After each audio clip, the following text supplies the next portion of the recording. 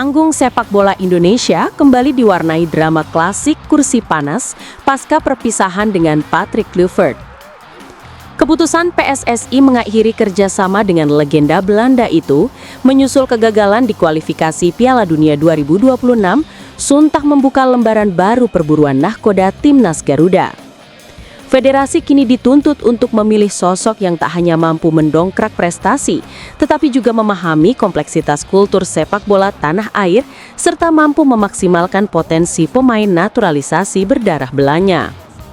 Sederet nama pelatih kelas dunia hingga veteran Asia kini masuk dalam rumor yang beredar kencang, memantik perdebatan sengit di kalangan pengamat dan supporter. Siapakah yang paling layak memegang kendali Timnas Indonesia? Berikut adalah analisis mendalam terhadap 7 kandidat utama, rekam jejak dan filosofi mereka. Sang nostalgia dan harapan, pelatih yang sudah dikenal. 1. Shin Tae-yong, Korea Selatan. Status, kandidat comeback terkuat. Rekam jejak di Asia, pelatih yang paling dicintai supporter Indonesia setelah sukses fenomenal membawa timnas Korea Selatan lolos ke Piala Dunia 2018 dan membawa Indonesia U23 menembus semifinal Piala Asia U23 2024. Dipecat dari Ulsan HD, comebacknya ke Garuda kini menjadi seruan terkuat di media sosial. Filosofi dan kecocokan, STY dikenal dengan gaya bermain yang menuntut fisik prima, disiplin taktik tinggi, dan transisi cepat. Keuntungannya adalah ia sudah sangat mengenal atmosfer kompetisi, karakter pemain lokal hingga para pemain naturalisasi. Kembalinya STY dianggap sebagai kelanjutan dari fondasi yang sudah ia bangun, terutama dalam pengembangan pemain muda. 2. Gerbong Eropa Asia, filosofi Spanyol dan Slovenia. Dua pelatih Eropa ini menjadi sorotan karena memiliki pengalaman melatih di kawasan Asia, sebuah faktor krusial untuk adaptasi. 2. Jesus Casas, Spanyol. Status, eksperimen cerdas dari Spanyol. Rekam jejak, Casas bukanlah nama sembarangan. Ia pernah menjadi asisten pelatih timnas Spanyol di bawah Luis Enrique dan seorang analis pertandingan di Barcelona. Puncak karir kepelatihannya baru-baru ini adalah bersama timnas Irak, di mana ia sukses meraih trofi Piala Teluk 2022-2023. Di bawah arahannya, Irak menampilkan permainan menyerang dan terstruktur. Filosofi dan kecocokan, berasal dari akar sepak bola Spanyol, filosofi Casas cenderung mengedepankan penguasaan bola, possession football, yang rapi dan terstruktur. Pengalaman melatih Irak, tim yang sering berhadapan dengan Indonesia, memberinya pemahaman yang baik tentang kultur sepak bola Timur Tengah dan Asia. Tantangannya adalah mampukah ia menanamkan tiki-taka khasnya pada pemain Indonesia yang masih rentan terhadap pressing tinggi? 3. Sretko Katanes, Slovenia. Status, veteran Asia yang disegani. Rekam jejak, Katanes adalah nama yang sangat familiar di kancah Asia.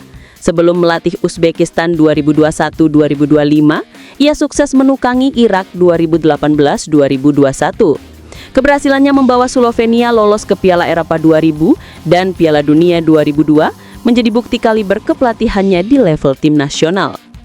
Filosofi dan kecocokan, pelatih yang cenderung pragmatis, fokus pada organisasi pertahanan yang kokoh dan efektivitas serangan. Pengalaman panjangnya di Asia menunjukkan adaptabilitasnya terhadap kultur sepak bola di wilayah ini. Jika PSSI mencari sosok yang menekankan disiplin taktik dan hasil instan di kancah Asia, Katanes adalah pilihan yang logis. 3. Bintang baru Asia Tenggara dan Amerika Latin. 4. Osmar Loz, Brazil. Status, Raja Trofi dari Thailand. Rekam jejak, pelatih asal Brasil ini memiliki reputasi mentereng di Asia Tenggara. Hanya dalam waktu yang singkat, ia berhasil membawa Buriram United merajai kompetisi domestik dan memenangkan ASEAN Club Championship. Data menunjukkan tim asuhannya sangat produktif, mencetak rata-rata 2,34 poin per pertandingan. Menariknya, ia pernah melatih Sain Patinama dan Sandy Walsh di Buriram, memberikan keunggulan dalam komunikasi dengan pemain naturalisasi. Filosofi dan kecocokan, Loz membawa nuansa Amerika Latin yang mengedepankan sepak bola menyerang, dinamis dan penuh kreativitas. Angka produktivitas gol timnya menunjukkan filosofi yang berani dan atraktif, sesuatu yang disukai supporter Indonesia. Jika PSSI ingin beralih dari pelatih Eropa yang defensif, Los bisa menjadi penyegaran taktik yang radikal. 5. Timur Kapazev, Uzbekistan. Status arsitek masa depan Asia. Rekam jejak. Kapazev adalah bintang yang sedang naik daun. Kesuksesannya membawa Uzbekistan U23 lolos ke Olimpiade 2024 dan meloloskan timnas senior ke Piala Dunia 2026 untuk pertama kalinya dalam sejarah, menjadikannya komoditi panas. Filosofi dan kecocokan. Dikenal dengan tim yang bermain disiplin, pressing tinggi, dan transisi cepat. Kapazev dinilai sebagai representasi pelatih muda Asia yang modern. Pendekatan ini selaras dengan kebutuhan fisik pemain Indonesia yang kian atletis. Keunggulannya terletak pada usia yang relatif muda, 44 tahun, dan energi untuk membangun proyek jangka panjang. I4. Aroma klasik dan kaliber dunia. Dua nama besar dari Belanda dan Jepang turut meramaikan bursa, membawa janji pengalaman dan kaliber di level tertinggi. 6. Akira Nishino, Jepang. Status arsitek Piala Dunia dengan sentuhan Asia. Rekam jejak. Nishino adalah salah satu pelatih Jepang tersukses. Ia membawa Jepang lolos ke babak 16 Piala Dunia 2018 hanya dalam waktu persiapan 2 bulan. Di level klub, ia menjuarai Liga Champions Asia 2008 bersama Gamba Osaka. Ia juga pernah melatih timnas Thailand yang memberinya pengalaman langsung di Asia Tenggara. Filosofi dan kecocokan. Nishino dikenal karena disiplin taktik, organisasi tim yang solid, dan kemampuannya memanfaatkan potensi pemain muda. Jika PSSI ingin konsistensi dan filosofi sepak bola Jepang yang teruji, Nishino adalah pilihan ideal. Meskipun ia pernah dikalahkan timnas Indonesia U23 asuhan Indra Syafri di SEA Games 2019, sebuah fakta unik yang menambah bumbu persaingan. 7. Frank de Boer, Belanda. Status nama besar Eropa dengan catatan roller coaster. Rekam jejak. Sebagai pemain, rekam jejaknya tak perlu diragukan. Sebagai pelatih, ia menikmati masa kejayaan dengan memenangkan 4 gelar Eredivisie bersama Ajax Amsterdam.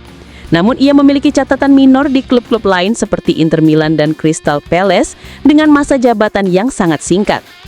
Hubungan dekatnya dengan Ketua Umum PSSI Erick Thohir saat di Inter Milan menjadi salah satu plot twist dalam rumor ini. Filosofi dan kecocokan. De Boer mengusung filosofi total football khas Belanda dengan penekanan pada formasi 4-3-3 atau variannya. Kehadirannya dipercaya akan semakin memfasilitasi adaptasi pemain naturalisasi berdarah Belanda. Namun keraguan muncul karena gaya kepelatihannya di level timnas, Belanda dan klub-klub terakhirnya dinilai sudah usur secara taktik. PSSI berada di persimpangan jalan. Pilihan pelatih kali ini akan menentukan arah perkembangan timnas Indonesia selama beberapa tahun ke depan, terutama dengan agenda besar kualifikasi Piala Asia 2027 dan upaya mempertahankan gelar di SEA Games 2025. Jika PSSI memilih keberlanjutan dan stabilitas emosional, Sintayong adalah jawabannya. Ia sudah memegang kunci tim dan dicintai supporter. Jika PSSI memilih pelatih asing berpengalaman di Asia dengan tuntutan taktik yang tinggi, Jesus Casas dan Srepho Katanes menawarkan rekam jejak yang terbukti, mampu beradaptasi dan meraih gelar di kawasan ini. Jika PSSI mencari pelatih muda dengan filosofi menyerang dan proyek jangka panjang, Timur Kapazev dan Osmar Loss adalah representasi energi baru yang membawa persegaran taktik. Jika PSSI memilih kaliber dunia dengan disiplin yang teruji, Akira Nishino membawa otoritas Piala Dunia, sementara Frank de Boer membawa aura total football Eropa.